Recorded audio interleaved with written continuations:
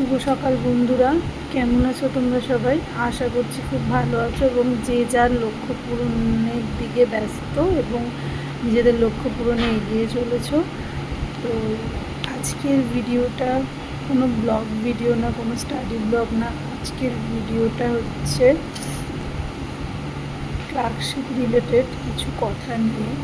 তো আমার চ্যানেলে অনেকেই কমেন্ট করেছে যে দিদি descriptive English and descriptive Bengali কীভাবে পড়বো সেটা যদি বলো তাহলে খুব ভালো হয়। তো আজকে ডেসক্রিপটিভ ইংলিশটা নিয়ে আমি তোমাদেরকে বলবো কিভাবে করতে হবে, মানে আমি কিভাবে পড়েছিলাম সেটা নিয়েই বলবো। তো আমি যখন শুরু করেছিলাম, যখন আমি ক্লার্কশিপ প্রিলিমস পাশ করি, ডেসক্রিপটিভ পরীক্ষা আমাকে দিতে হবে, তখন আমি সত্যি কথা বলতে ভীষণই টেন্স ছিলাম। আর অনেক দিন যাবৎ রাইটিং লিখিনি। তো সেই জন্য কিভাবে কি করব, স্পেশালি রিপোর্ট রাইটিং, কেননা দেখো ট্রান্সলেশন আমরা সবাই মোটামুটি পারি, আর প্রেসিও আমরা জানি নিয়মটার পুরোটা পড়ে আমাদেরকে 1/3 করতে হবে। প্রেসিরও কিছু কিছু নিয়ম আছে। আজকের ভিডিওটা আমি রিপোর্ট রাইটিং সম্পর্কে বলবো, যে রিপোর্ট রাইটিংটা তোমরা কিভাবে করবে, কেননা সবথেকে ইম্পর্টেন্ট কিন্তু রিপোর্ট রাইটিং। আমাদের সময় রিপোর্ট রাইটিংয়ে 20 এসেছিলো, তো 20 নম্বর রিপোর্ট রাইটিংয়ে এসেছিলো, আর 15 মার্কস এসেছিলো তোমার ট্রান্সলেশনে, আর 15 মার্কস প্রেসিতে। আমাদের কিন্তু ক্লার্কশিপে হাতে 1 ঘন্টা সময়, 1 ঘন্টা সময়ের মধ্যে তোমাকে 6টা টপিক কমপ্লিট করতে হবে। মানে ইংলিশে তোমাকে রিপোর্ট রাইটিং, ইংলিশে ট্রান্সলেশন, ইংলিশে প্রেসি, আর বেঙ্গলিতে তোমার বাংলা রিপোর্ট রাইটিং মানে প্রতিবেদন, আর বাংলা বঙ্গানুবাদ, আর বাংলা কিন্তু তোমার সারমর্ম লিখতে হবে বা সারাংশ লিখতে হবে। তো এইটা টোটালটা তোমাকে 1 ঘন্টার মধ্যে কমপ্লিট করতে হবে। 1 ঘন্টার 1 সেকেন্ডও তোমাকে বেশি দেবে না। আর পরীক্ষার হলে গিয়ে মানে ওই 1 ঘন্টার মধ্যে কমপ্লিট করতে হবে। ভীষণ একটা সিচুয়েশান এমন থাকে, আর তুমি যদি একটা টপিক না লিখতে পারো তুমি কম্পিটিশান থেকে ছিটকে যাবে, কেননা এক একটা টপিকে 15 নম্বর করে রয়েছে। আর তুমি নিশ্চয়ই যে রিপোর্টটা লিখবে, রিপোর্টে ফুল মার্কস তুমি পাবে না, আর যেগুলোই লিখবে তুমি তো ফুল মার্কস করে পেতে পারবে না। আর যদি তোমার কাছ থেকে 15 নম্বর চলে যায়, মানে তুমি ওটাতে কিছুই লেখোনি, তাহলে তো সেই পুরো নাম্বারটাই চলে যাবে। বাকি থাকবে হচ্ছে তোমার বাকি দুটো টপিক, বাট বাকি দুটো টপিক থেকে তুমি ধরো যদি হাফও পাও বা 70%ও পাও, তাও তোমার কোয়ালিফাই করার সম্ভাবনা কিন্তু অনেকটা কমে গেল। সুতরাং আমাকে দেখতে হবে প্রথমেই যে আমাকে 6টা টপিক 1 ঘন্টার মধ্যে কমপ্লিট করতে হবে। সেই জন্য ভীষণ পরিমাণে তোমাদেরকে বাড়িতে লেখা প্র্যাকটিস করতে হবে। 1 ঘন্টার মধ্যে টাইম ধরে ধরে 1 ঘন্টার মধ্যে লেখা প্র্যাকটিস করতে হবে। আর হচ্ছে তোমার রিপোর্ট রাইটিংয়ের ক্ষেত্রে কিভাবে তোমরা রিপোর্ট রাইটিং তৈরি করবে, আমার ক্ষেত্রে যেমন হয়েছিল, আমি প্রথমে ইউটিউব চ্যানেলগুলো ভালো করে দেখেছিলাম যে কিভাবে হবে, কিভাবে লিখব, এক রিপোর্ট কীভাবে মানে অনেক দিন আগে লিখেছিলাম, তো কিছুটা মনে ছিল, কিছুটা ভুলে গেছি কিভাবে আরও ভালো রিপোর্ট লেখা যায়। আমি তো একটা ইনস্টিটিউশনে ভর্তি হয়েছিলাম, গ্রাসরুট বলে একটা ইনস্টিটিউশনে, তো সেখানে তো হেল্প পেয়েছি। তাছাড়া তার আগে আমি পুরোটা ইউটিউব থেকে দেখেছি, প্লাস বই ঘেটেছি। পিকে দে সরকারের বই আছে, তারপরে WBCS মেন্সের একটা বই আমি কিনেছিলাম, সেই বইটার মধ্যে অনেক রিপোর্ট রয়েছে, প্যারাগ্রাফ মানে রিপোর্ট, ট্রান্সলেশন সব প্রিভিয়াস ইয়ার করা রয়েছে। তো ওইগুলো দেখেছিলাম যে কীভাবে লিখছে রিপোর্টগুলো। তারপরে আমি ওই ইনস্টিটিউশনে ভর্তি হই, তখন কোভিড সিচুয়েশান ছিল বলে আমি অনলাইনে পড়াশোনা করেছিলাম। তো অনলাইনে পড়াশোনা করে সেখানে একজন স্যার ছিলেন, তিনি বলেছিলেন, রিপোর্টটা খুব সুন্দরভাবে দেখিয়েছিলেন। তিনি বলেছিলেন যে আমাদেরকে রিপোর্ট 3টে পার্টে করতে হবে। রিপোর্ট রাইটিংয়ের 3টে স্ট্যান্ডা বলতে আমাদের রিপোর্ট রাইটিংয়ের ক্ষেত্রে 3টে প্যারাগ্রাফ করতে হবে। অনেকে করে না, 2টো করে, কিন্তু আমার মনে হয় 3টে করাই ভালো। আমাদের স্যারেরা সেটাই শিখিয়েছিলেন। First paragraph, second paragraph and third paragraph. First প্যারাগ্রাফে হবে তুমি সমস্ত, মানে যদি কোনো অ্যাক্সিডেন্টের ঘটনা ঘটে তাহলে তুমি তার কজ, কোথায় ঘটেছে, কতজন মারা গেছে, আর কিভাবে হয়েছে এটাকে তুমি ফার্স্ট প্যারাগ্রাফে সংক্ষেপে বলবে। মানে ফার্স্ট প্যারাগ্রাফটা এমন হতে হবে যেন ফার্স্ট প্যারাগ্রাফটা পড়েই এক্সামিনার বুঝতে পারেন যে পুরো ঘটনাটা কি ঘটেছে। আমাদের স্যার সেটাই বলেছিলেন যে ফার্স্ট প্যারাগ্রাফটা হচ্ছে most important part of A report writing.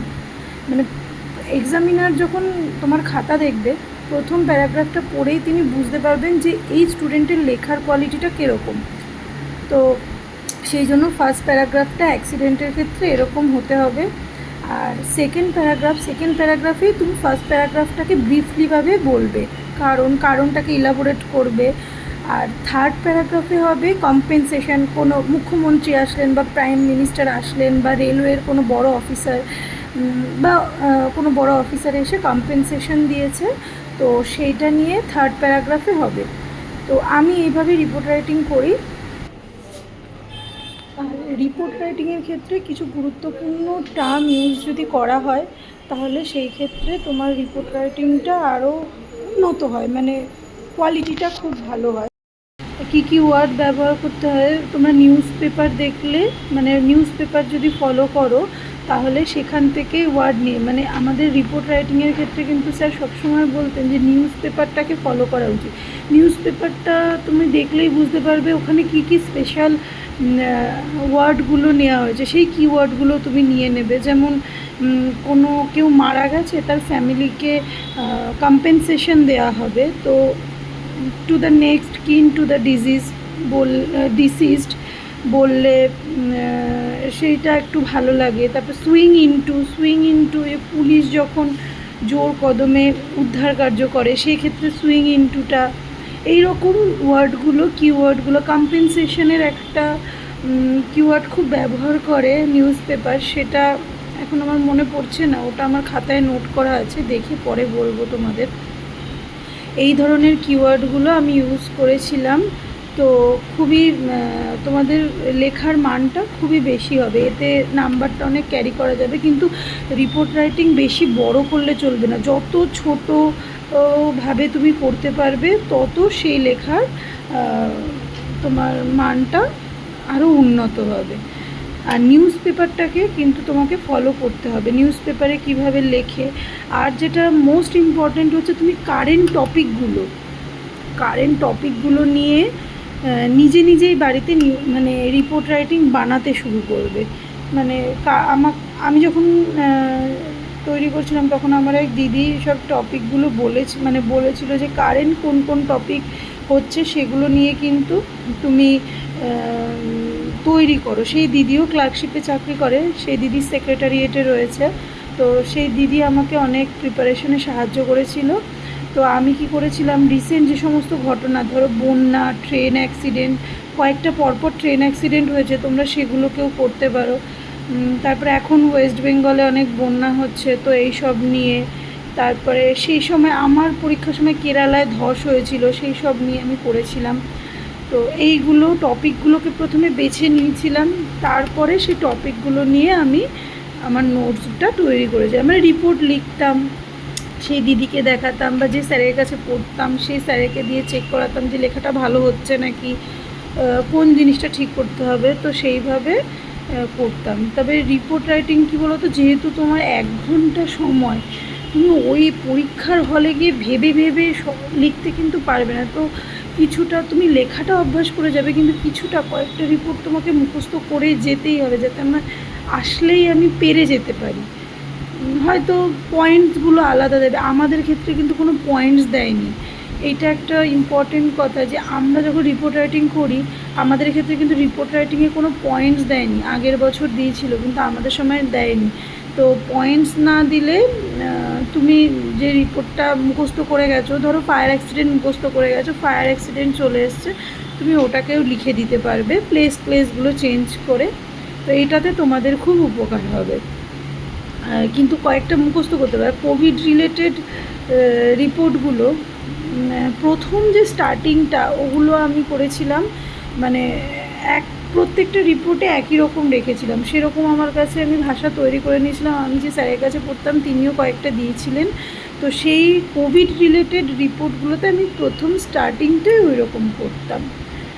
তো এইভাবে তোমরা তোমাদের রিপোর্ট রাইটিংগুলো করবে। কিন্তু হ্যাঁ, তোমরা মানে রিপোর্ট রাইটিংটা ভালোভাবে আয়ত্ত করার পর অবশ্যই কিন্তু তোমরা 1 ঘন্টার মধ্যে 6টা কীভাবে লিখতে হয় তোমরা কিন্তু মানে পরীক্ষাটা দেবে, না হলে কিন্তু খুব চাপের 1 ঘন্টার মধ্যে লিখে আসা। আমি প্রায় একদিন বাদে বাদেই পরীক্ষা দিতাম টাইম ধরে ধরে, তো সেটা খুব ইম্পর্টেন্ট, মানে পরীক্ষাটা দেওয়া খুব ইম্পর্টেন্ট, না হলে একদম শেষ করা যাবে না। তো এই ছিল আমার রিপোর্ট রাইটিং নিয়ে আজকের ভিডিও। তো যে আমার পয়েন্টগুলো মনে হয়েছে গুরুত্বপূর্ণ সেই পয়েন্টগুলো বলেছি, এবং আমি কিছু মডেল তোমার রিপোর্ট রাইটিংয়ের ছবি তোমাদের সঙ্গে শেয়ার করব, আমি বানিয়েছিলাম সেই সময়, তো সেইগুলো তোমরা দেখতে পারো। আর আজকের ভিডিওটা এই পর্যন্তই। এরপরে বাংলা নিয়ে একটা ভিডিও দেবো এবং তোমাদেরকে ট্রান্সলেশন প্রেসি নিয়েও আরেকটা ভিডিও দেওয়ার চেষ্টা করব। তো ভালো থেকো সবাই, টাটা।